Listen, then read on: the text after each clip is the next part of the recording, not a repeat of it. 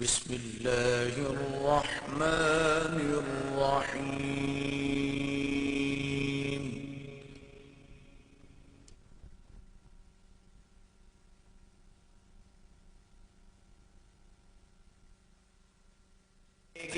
رہے تمہارا کرم سلامت رہے تمہارا کرم سلامت رہے تمہارا کرم سلامت ہماری جھولی بھری رہے گی.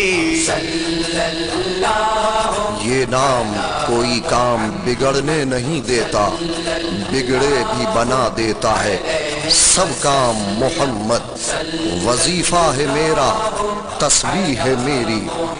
محمد محمد محمد محمد جو آج ہم کو بچا رہے ہیں، جو آج ہم کو بچا رہے ہیں، وہ کل بھی ہم کو نبھا ہی لیں گے، وہ کل بھی ہم کو نبھا ہی لیں گے. وسلم صلی اللہ بلغ العلا بکمالہ، کشف الدجا بجمالہ، حسنت جمیع خصالہ، صلو علیہ وآلہ. تمہارے دامن سے نسبتیں ہیں تو پھر ہمیں کیا کمی رہے گی.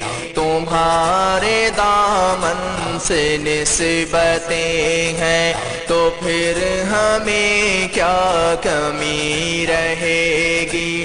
رہے تمہارا کرم سلامت رہے. رسول الکریم. اما بعد فاعوذ باللہ من الشیطان الرجیم، بسم اللہ الرحمن الرحیم. آج کی ہماری گفتگو کا موضوع ہے ہم کون ہیں. ہو آر وی، ہمارا کاز آف کریشن کیا ہے. اور اگر انفرادی طور پر بات کریں تو ہو ایم آئی، میں کون ہوں. اصل میں دوستو، اللہ تعالیٰ نے اس کائنات میں کوئی چیز بغیر مقصد کے پیدا نہیں کی. ہر چیز کا کوئی نہ کوئی سبب، مقصد اور کاز ہے.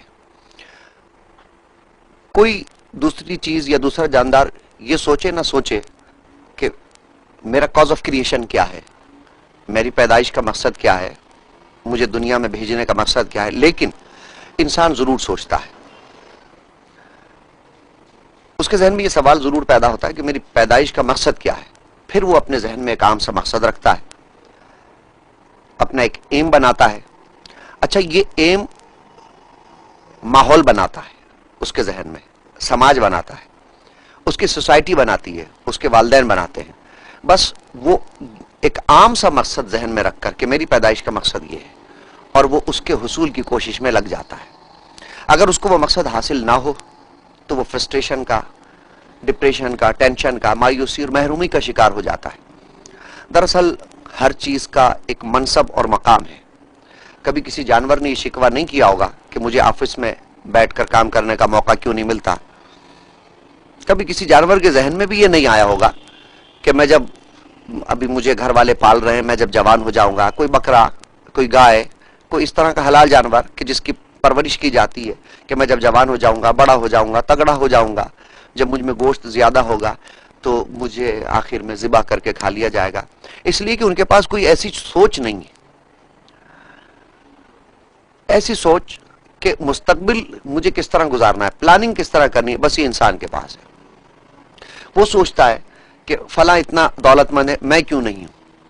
فلاں کے پاس گاڑی ہے، میرے پاس کیوں نہیں ہے. فلاں کے پاس پراپرٹی ہے، میرے پاس کیوں نہیں ہے. اس کے پاس اتنی دولت، اتنی سہولتیں ہیں، مجھے یہ سہولتیں اور دولت میسر کیوں نہیں، میں ان سے کیوں محروم ہوں. اور یہ سوچ سوچ کر وہ کڑتا رہتا ہے، ٹینشن کا شکار ہو جاتا ہے، فرسٹریشن میں مبتلا ہو جاتا ہے. بھائی، ہر چیز کا ایک مقام ہے.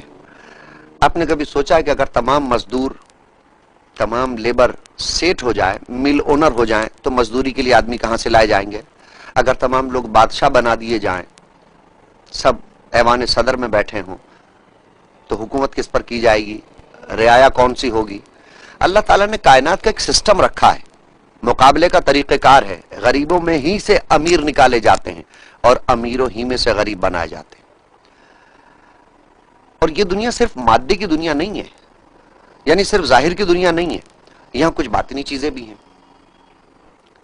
کچھ اسپرچل ریلیشنز بھی ہیں، روحانی تعلقات بھی ہیں، خدا کا تصور ہے، آخرت کا تصور ہے، ایک کانسیپٹ ہے ہیئر آفٹر کا، دوسروں کے ساتھ نیکی اور بھلائی کا، سماج اور معاشرے میں رہتے ہوئے صبر کا، عفو درگزر کا، ظاہری سکون کے ساتھ ساتھ قلبی اطمینان اور سکون کی دولت، یعنی اس دنیا میں جہاں مادی آسائشیں ہیں وہاں روحانی اور باطنی دولت بھی موجود ہے۔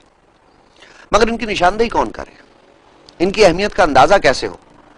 اس احساس کو اجاگر کرنے کے لیے، اس احساس کو زندہ کرنے کے لیے کہ ہمیں کل کے لیے بھی کچھ کرنا ہے، کل چاہے اس دنیا کا مستقبل ہو، اس دنیا کا فیوچر ہو، یا آفٹر ڈیتھ ہماری زندگی کے بعد کی جو ایک نئی زندگی شروع ہو رہی ہے اس کے بارے میں مستقبل کا تصور ہو، اس تصور کو اجاگر کون کرے؟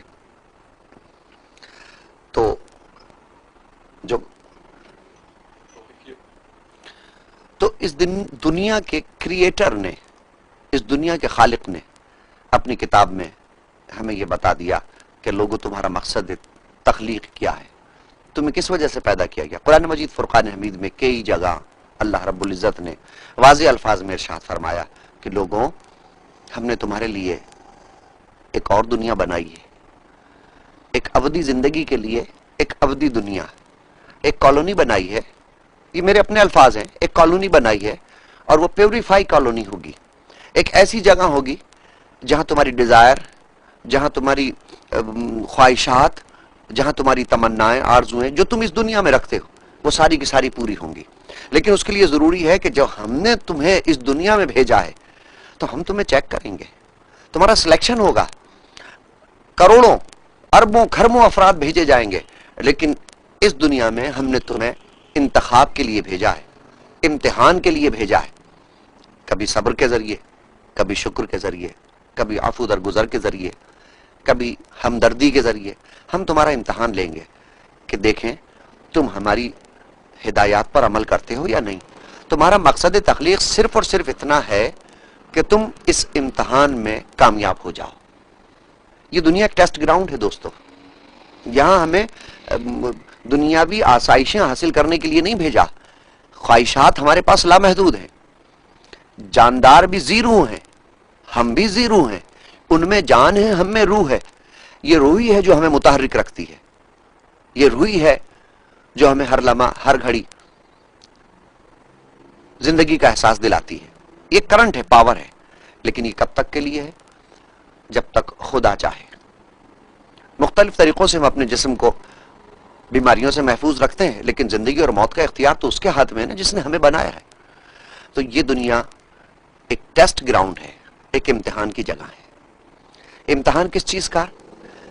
ہمارے آس پاس قرآن میں کئی جگہ کہا وَلَنَبْلُوَنَّكُمْ بِشَيْءٍ مِّنَ الْخَوْفِ وَالْجُوعِ، لوگوں ہم تمہیں آزمائیں گے دنیا میں بھیج کر، کبھی خوف سے، کبھی بھوک سے۔ وہ خوف کائے کا ہوگا؟ مستقبل کا خوف ہوگا کہ اگر آج ہمارے پاس پیسے نہیں ہیں کل مستقبل ہمارا کیسا گزرے گا، کل ہم کیا کریں گے۔ کئی جگہ یوں بھی کہا کہ ہم تمہیں آزمائیں گے سونے سے، چاندی سے، سواریوں سے، دنیا داری سے، عورت کو مرد سے، مرد کو عورت سے۔ یہ خواہشات اور ڈیزائر اللہ تعالیٰ نے رکھی انسان کے جسم میں۔ انسان روح اور جسم کا مرکب ہے، لیکن جو ان پر قابو پا لیتا ہے اور خدا کی ہدایت کے مطابق اپنے مقصد تخلیق کو سمجھ جاتا ہے۔ ہم اپنے بچوں کے لیے کتنا پریشان ہوتے ہیں، اپنے گھر والوں کے لیے کتنا پریشان ہوتے ہیں، لیکن خدا سے ہمارا وہ تعلق نہیں جڑنے پاتا جو خدا چاہتا ہے۔ قرآن میں خدا واضح الفاظ میں کہتا ہے کہ دیکھو یہ میں نے رشتے بنائے ہیں تمہاری والدہ کا، تمہارے والد کا رشتہ، تمہاری بیوی، تمہارے بچے، تمہارا شوہر، تمہارے عزیز و اقارب، بالکل ان کے ساتھ صلہ رحمی